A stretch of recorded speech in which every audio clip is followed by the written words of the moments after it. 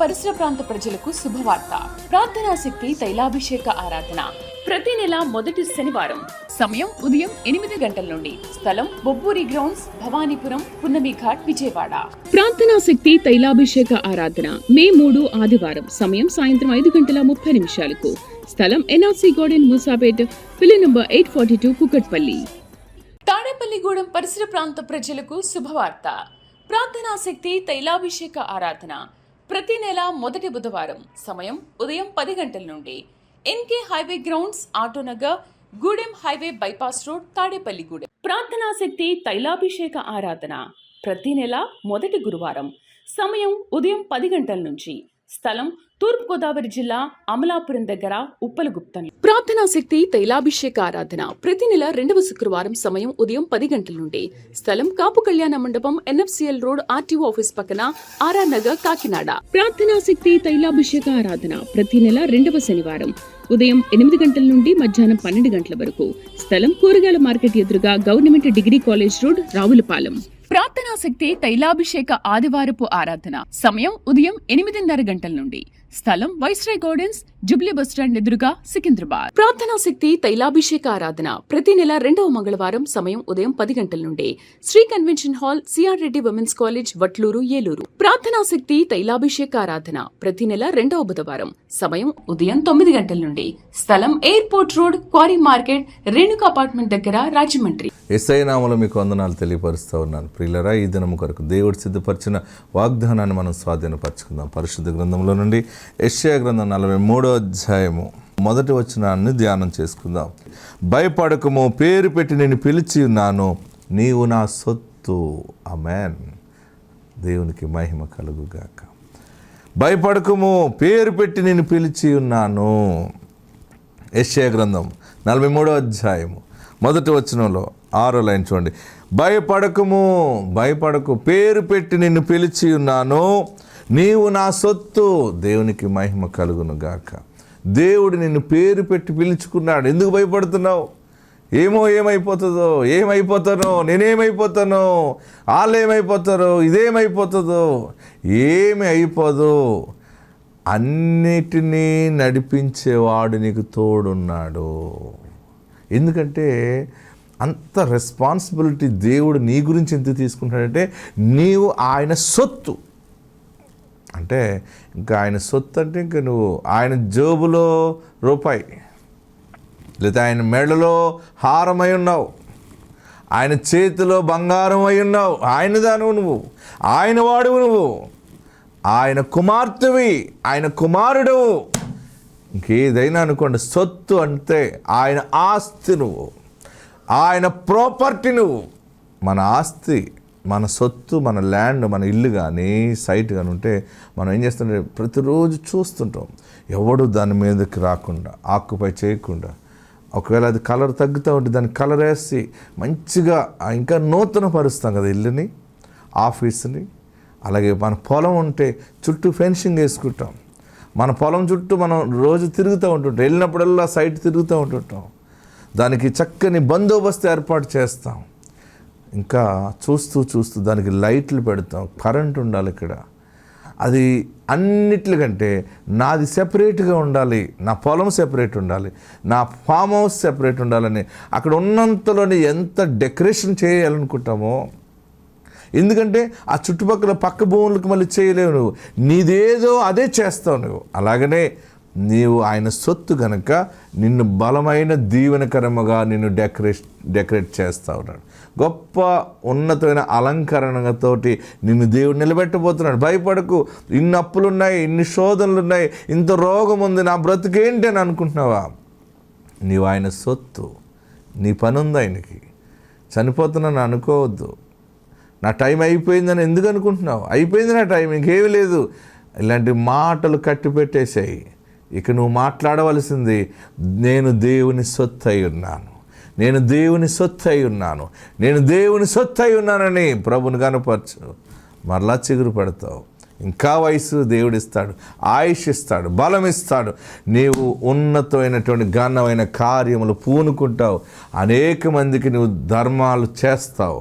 మరలా నీ చెయ్యి పైన ఉంటుంది, ఆశీర్వాదకరంగా నేను నిలబెడుతున్నాడు.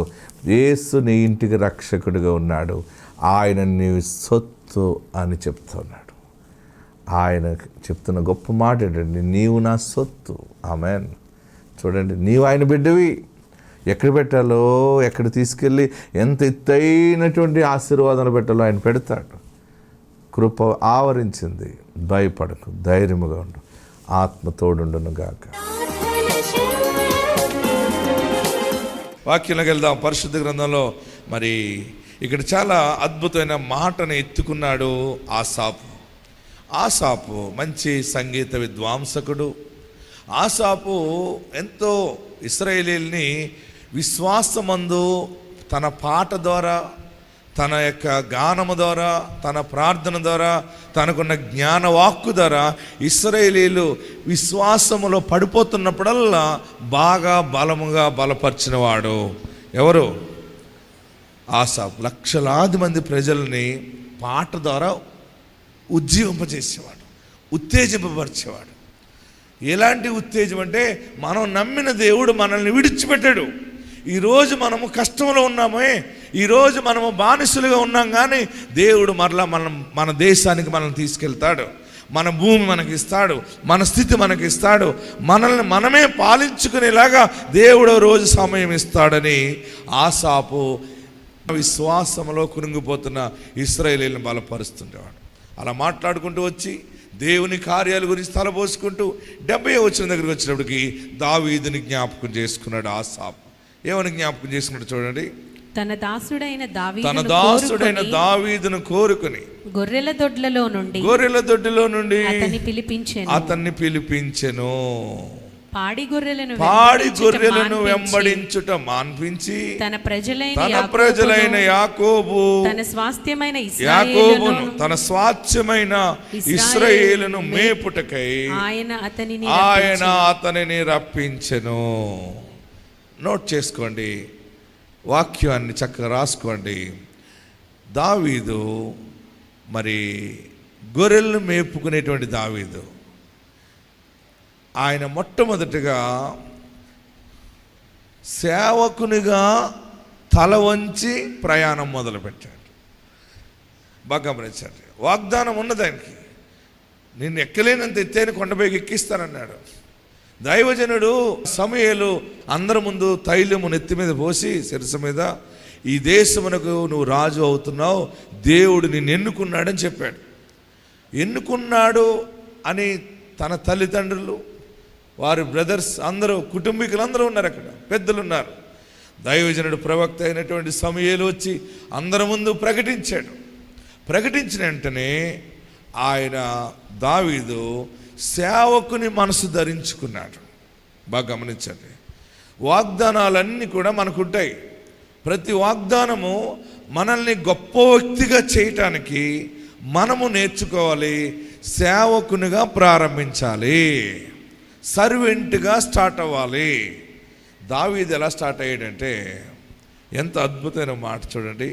మొట్టమొదటిగా దావీదులో దీనత్వం ఉంది. రాసుకోండి, ఫస్ట్ పాయింట్, దీనత్వం కలిగిన దావీదు అని రాసుకోండి. వాగ్దానం ఉంది కదా అని చెప్పేసి వెంటనే కద్దరబట్టలు వేసుకుని స్టార్ట్ చేయలేదు బండి. ఆయన దీన మనస్సును కలిగి ఉన్నాడు. ప్రియులరా, ప్రతి ఒక్కరికి పాలకుడు అవ్వాలనుకుంటారు, రాజులు అవ్వాలి, లేదా ప్రెసిడెంట్ అవ్వాలి, ఎమ్మెల్యే అవ్వాలి, లేకపోతే పెద్ద ప్రవక్తను అవ్వాలి, పెద్ద దైవజనుని అవ్వాలి, లేకపోతే నేను ఒక ప్రధానమంత్రిని అవ్వాలి, వైద్యుడిని అవ్వాలి, శాస్త్రవేత్తను అవ్వాలి, లేకపోతే డాక్టర్ అవ్వాలి, రకరకాలుగా అనుకుంటాం. నువ్వు అనుకున్న దానికి నువ్వు రీచ్ అవ్వాలంటే నీవు ప్రారంభము నర్సరీ నుంచి స్టార్ట్ అవ్వాలి. దావీదు దీనత్వము కలిగి సేవకునిగా ప్రారంభించిన యాత్ర అన్నమాట. ప్రియులరా, మన జీవితంలో దేవుడిచ్చే ప్రతి వాగ్దానానికి మనం రీచ్ అవ్వటానికి మనలో చాలా దీనత్వము చాలా అవసరము.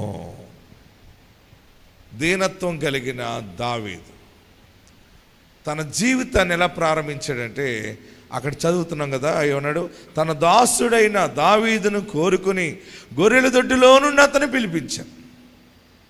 ఎక్కడి నుంచి పిలిపించాడు ఆయన? గొర్రెల దొడ్డిలో. పైగా గొర్రెల దొడ్డిలో ఏ గొర్రెలయ్యి, అక్కడ ఇంకా పశువులు కూడా ఉన్నాయి, పాడి గొర్రెలను. అది ఆయన పాలు బితుకుతుండేవాడు. చక్కగా పిల్లలను పెడుతున్నటువంటి మంద అభివృద్ధి అవుతుంది. దాసునిగా ప్రారంభించిన జీవితము, రాసుకోండి, సేవకుడు, దాసుడు. దాసునిగా ప్రారంభించిన దావీదు జీవితాన్ని దేవుడు ఎంతగా ఆశీర్వదించాడంటే, తన ప్రజలైన యాకోబును, తన స్వాస్థ్యమైన ఇశ్రాయేలును మేపుటకై ఆయన అతనిని రప్పించెను. ఆమేన్. ఈరోజు ఒక ప్రత్యేకమైన ఆశీర్వాదకరమైన దినముగా ఉంది. రాజవంశములో దేవుడు మనల్ని ప్రతిష్ఠ చేస్తూ ఉన్నారు. చక్కని వాగ్దానంతో దేవుడు మనల్ని ఈరోజు మరి ఆశీర్వదించారు. వాక్యం ఏంటంటే, మన జీవితము మన పిల్లలకు ఇదే నేర్పాలి, మనం ఇదే నేర్చుకోవాలి. ఎప్పుడైనా సరే ఎవరైనా ఆ కింద నుండి, అంటే శ్రమల నుండి శోధించబడి సహించుకొని విశ్వాసముతో నిలబడిన వ్యక్తులు గొప్ప వ్యక్తులుగా, రాజులుగా, యాజకులుగా, పేరుగాంచిన వారుగా చరిత్రలోకి ఎక్కిపోయారు. అంటే ప్రాక్టికల్ సర్వెంట్గా ఉన్నప్పుడు సర్వెంట్ క్లాస్ ఎలాగుంటుందంటే, మనము ఎక్కడ పని చేస్తున్నామో ఆ యజమానుణ్ణి తలపైన పెట్టుకుని పని చేయాలి. మనం యజమానుడు తల ఎక్కి పని చేయకూడదు. యజమానుడు ఎంత ప్రేమించినా కానీ మనం భుజం ఎక్కకూడదు. హలో ప్రియులరా, మనము పరిస్థితులు ఎలాగున్నా కూడా మనలో చాలా దీనత్వము కావాలి. మనలో మన ఆలోచన, మన మాట విధానము, నడవడిక, ప్రవర్తన అంతా కూడా చాలా హంబుల్గా ఉండాలి. అంటే గడుసుగా మాట్లాడద్దు, ఆ పొగరెక్కి మాట్లాడద్దు. నీకెంతో కోపం చక్కగా మాట్లాడగలదు అని నువ్వు మాట్లాడద్దు. నీలో ఎన్ని మరి తలాంతులున్నా సరే, ఈ సమయము నేను సర్వెంట్గా ఉండే సమయము. దేవుడిని సన్నిధిలో నేను దాసునిగా వెళ్ళాలి. అప్పుడు దేవుడు నన్ను యాజకత్వంలోకి నడిపిస్తాడు. అప్పుడు నన్ను రాజసింహాసనం తీసుకెళ్తాడు. ఆమేనని చెప్పండి. ఇక్కడ దావీదు గొర్రెల దొడ్డిలో ఉన్నాడు. పాడి గొర్రెలను మేపుతున్నటువంటి దావీదుని ఏయ్ రా అన్నాడు. అంతే. ఎవరి ద్వారా పిలిచాడైనా? దావీదుతో దేవుడు ముందు మాట్లాడా? చాలా ప్రోటోకాల్ ఉంటుంది దీనికి. పాస్టర్ గారు ఉన్నారు అక్కడ. ఏ పాస్టర్ గారు? సమూయేలు దైవజనుడు చెప్పాడు, ఇదిగో సమూయేలు, నీవు బెత్లెహేముకి వెళ్ళు, అక్కడ యెషై ఫ్యామిలీ ఉంది. ఆ యెషై ఫ్యామిలీలో ఆయనకు కొడుకులు ఉన్నారు. వారిలో ఒకరిని నేను కోరుకుంటున్నాను, నువ్వు వెళ్ళి తైలముతో ఆ మనుషుడిని రాజుగా అభిషేకించన్నాడు. ఈ పాస్టర్ గారు వెళ్ళారు. దైవజనుడు చాలా అవసరం, గుర్తుపెట్టుకోండి.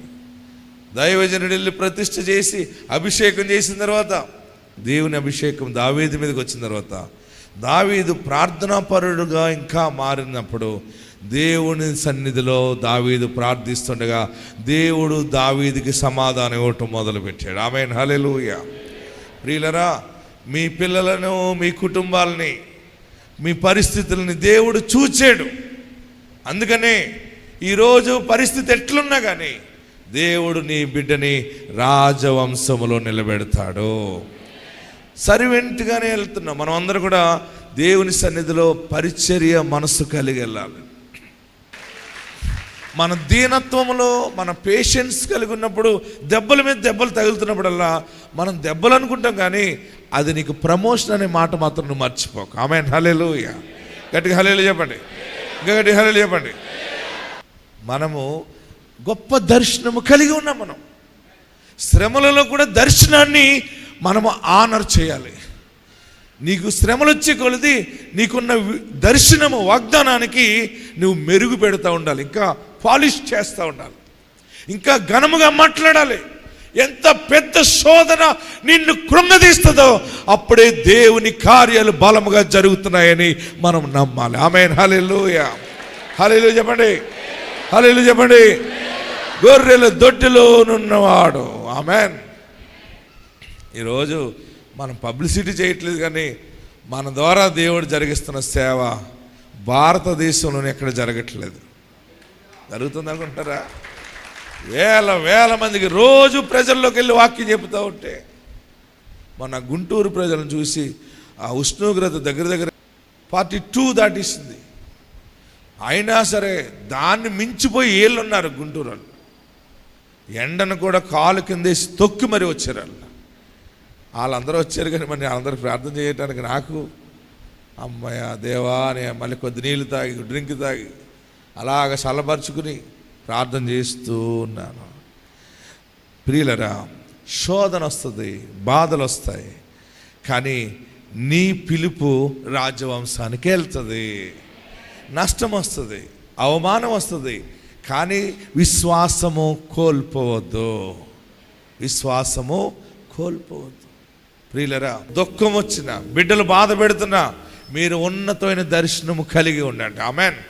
వాక్య భాగంలోకి వెళ్దాం. పరిశుద్ధ గ్రంథంలో మనం చూస్తున్నప్పుడు గొర్రెల దొడ్డులో నుండి ప్రారంభమైనటువంటి జీవితము దావీదుది. అంటే ప్రారంభము ఆయన సర్వెంట్గా స్టార్ట్ అయ్యాడు.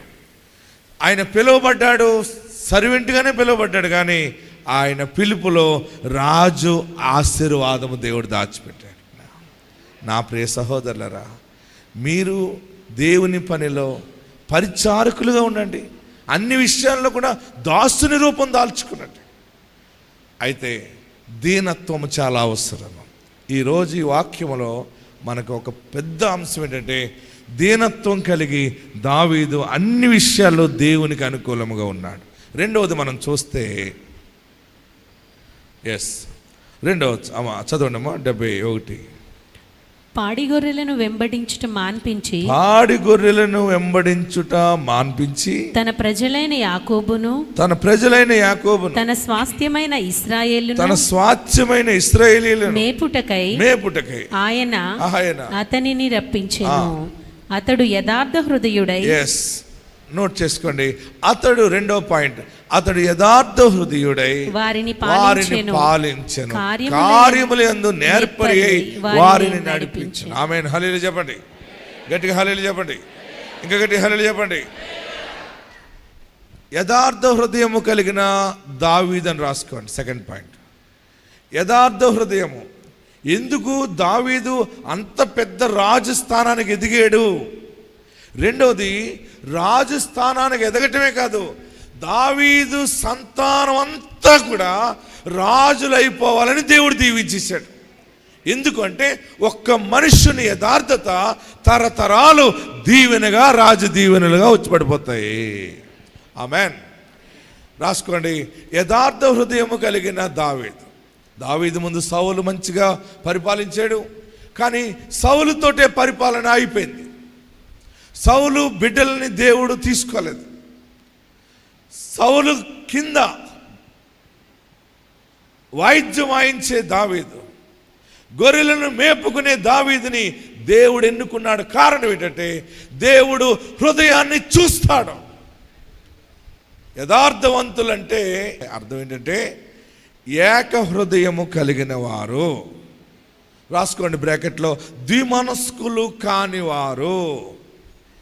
మీరు గనక ఇది ధరించుకుంటే మీ పిల్లలు రాజులుగా ఉండటం మీరు చూస్తారు, రాణులుగా ఉండటం మీరు చూస్తారు, మీరు రాజవంశంలో నిలబడతారు. ఏంటి యథార్థ హృదయుడైనటువంటి దావీదు అంటే? రాసుకోండి, ఏక హృదయం. యథార్థత అంటే హృదయంలో మనం చాలా సమయాల్లో స్టెబిలిటీ ఉండదు. మన ఆలోచన, మన విధానము నచ్చితే నచ్చినట్టుంటాం, నచ్చకపోతే వేరైపోతుంటాం.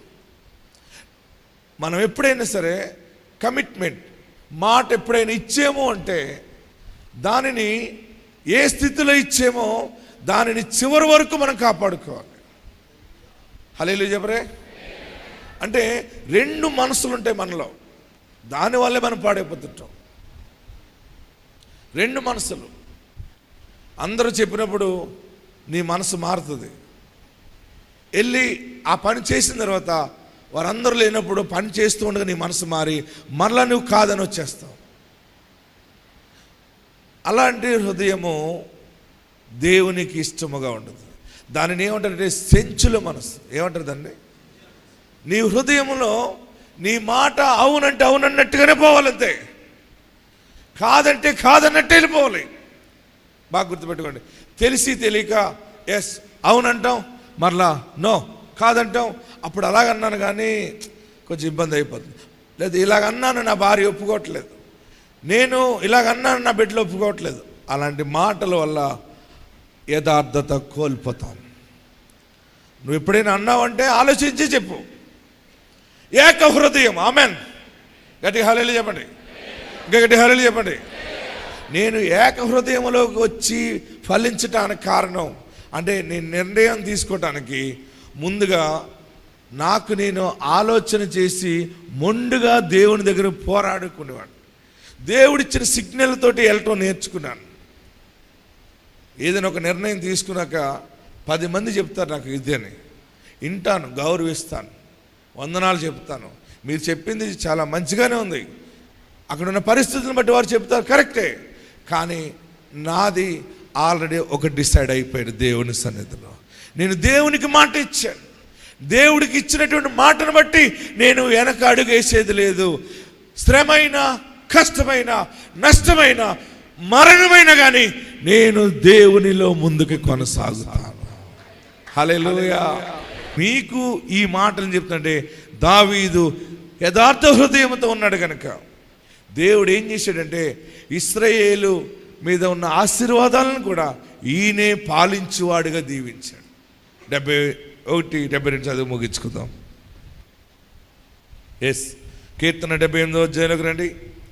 71, 72.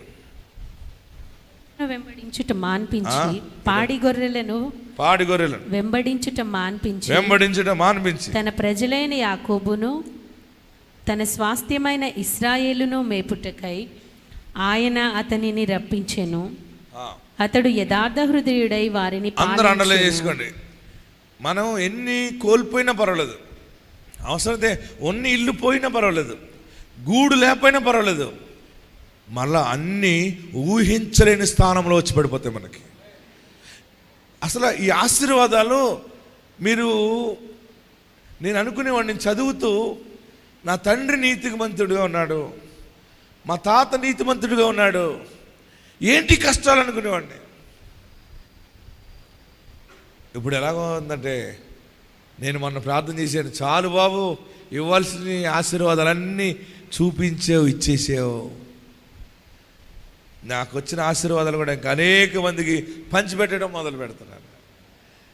అంటే నా గిన్నె నిండి పొర్లు ఆశీర్వాదం. ఆమెన్. అంటే మనకు ఆత్మ సంబంధంగా ఏమొస్తుందంటే ఒక రకమైన తృప్తి. అంటే బోల్డ్ వచ్చి పడిపోతుంది ఇచ్చేస్తున్నాను అనుకోకండి. నేను బ్రతకటానికి ఉంది, నా పిల్లలు బ్రతకటానికి ఒక ఇల్లు ఉంది, చాలు. ఏంటి మేము జీవించటానికి మాకు ఇచ్చేవు, ఓకే, లేని వారికి కూడా కలగజేయండి. అంటే నేను నా హృదయంలో ఆశా నిగ్రహం అనే ఆత్మఫలాన్ని ఫలిస్తున్నాను. హల్లెలూయా. నా ప్రియ సహోదరులరా, పరిశుద్ధాత్మదేవుడు ఈరోజు మనతో మాట్లాడుతున్నది. యథార్థ హృదయుడైన దావీదు ఏం చేశాడు చెప్పనా? దేవుడి మీద ఆనుకుంటూ సర్వెంట్గా ఉంటే సర్వెంట్గానే మనసును ధరించుకున్న వాణిని మహారాజుగా దేవుడు స్థిరపరిచి చివరికి ఆ ఆశీర్వాదము చదవండి. 72వ వచనం. అతడు యథార్థ హృదయుడై వారిని పాలించెను, కార్యముల యందు నేర్పరి అయి వారిని నడిపించెను. చిన్నవాడే కానీ కార్యముల యందు నేర్పరి, మాట్లాడే విధానము, జ్ఞానోదయము. నువ్వు అనుకుంటావు నా కొడుకు ఎర్రోడు ఏం చేస్తాడని. నా కుమార్తె ఎర్రిది, జ్ఞానం లేదు బాబు, ఎలా బతుకుతుందో, అందరు రాబందుల మధ్యకి వెళ్తుంది నా బిడ్డ అనుకుంటేమో రాబందులందరికీ పెద్ద రాబందుగా తయారవుతుంది. హల్లెలూయా చెప్పరే. నా ప్రియ సహోదరులరా, మీరు ఏక హృదయం కలిగి ఉండండి, ఏకాత్మ కలిగి ఉండండి. దావీదుకు వచ్చిన ఆశీర్వాదం ఏంటంటే గొర్రెల దొడ్డిలో నుండి రాజవంశంలోకి వచ్చి రాజవంశంలో ఉండి పైగా ఎలాంటి పోస్ట్ ఇచ్చాడు దేవుడు అంటే అందరూ గట్టిగా చదవాలి, ముగిస్తున్నాను. తన అందరూ గట్టిగా చదవాలి. 1 2 3. తన ప్రజలైన యాకోబును, తన స్వాస్థ్యమైన ఇశ్రాయేలును మేపుటకై ఆయన అతన్ని రప్పించాను. అతడు యథార్థ హృదయుడై వారిని పాలించెను, కార్యముల యందు నేర్పరి అయి వారిని నడిపించెను. పాలకుడుగా ఎదగాలంటే మిమ్మల్ని పిలిచిన మీ పిలుపునేంటో గ్రహించుకోండి. పాలకుడుగా అవ్వాలంటే చాలామంది ఎవరి మట్టుకు వారే లీడర్లు అయిపోవాలనుకుంటారు, ఎవరి మట్టుకు వారే నాయకులు అయిపోవాలని అలంకరణ చేసుకుంటారు. చెప్పరు మీరందరూ? ఆ స్థాయికి నిన్ను దేవుడు హెచ్చించాలంటే నీ హృదయంలో ఏక హృదయం ఉండాలి, ఏక మనసు ఉండాలి. దానిని బట్టి లిఫ్ట్ చేస్తాడు దేవుడు. ఆమేన్. అందరూ లేచి నిలబడండి, ఎక్కడున్నవారు అక్కడ లేచి నిలబడండి. అందరూ కూడా నమస్కరించండి, 2 చేతులు జోడించి, ప్రభువా నీ కృప నాకు కావాలయ్యా. నువ్వు ఏ మనసుతో వచ్చావో, ఎలాగొచ్చావో, ఎంత వేదనలో ఉండొచ్చావో ఆయన చూశాడు. ఈ దినము ప్రత్యేకమైన ఆశీర్వాదము నిన్ను పైకి హెచ్చించే సమయం అది. గొర్రెల దొడ్డిలోనున్న దావీదుని యాకోబు స్వాస్థ్యమును పాలించువానిగా చేశాడు ఆయన. దేవుడు నీకు అధికారం ఇస్తాడు. దేవుడు నీ చేతికి పాలించే వరకు ఆశీర్వాదం ఇస్తాడు ఆయన. నమస్కరించండి, ప్రార్థన చేద్దాం. ఆయన నిన్ను చెయ్యి విడవలేదు. ప్రభువా 2 మనసులు ఉన్నాయి నాలో, నిజమే, ఇక మీదట అలాగుండను. 2 మనసులు ఉన్నవారు ఏది ఎక్స్పెక్ట్ చేయొద్దు అన్నావు. నాలో తెలియకుండా 2 రకాలుగా ఆలోచించటం, 2 రకాలుగా మాట్లాడటం, అంటే పరిస్థితులు బట్టి మాట్లాడుతున్నాను బాబు, క్షమించు.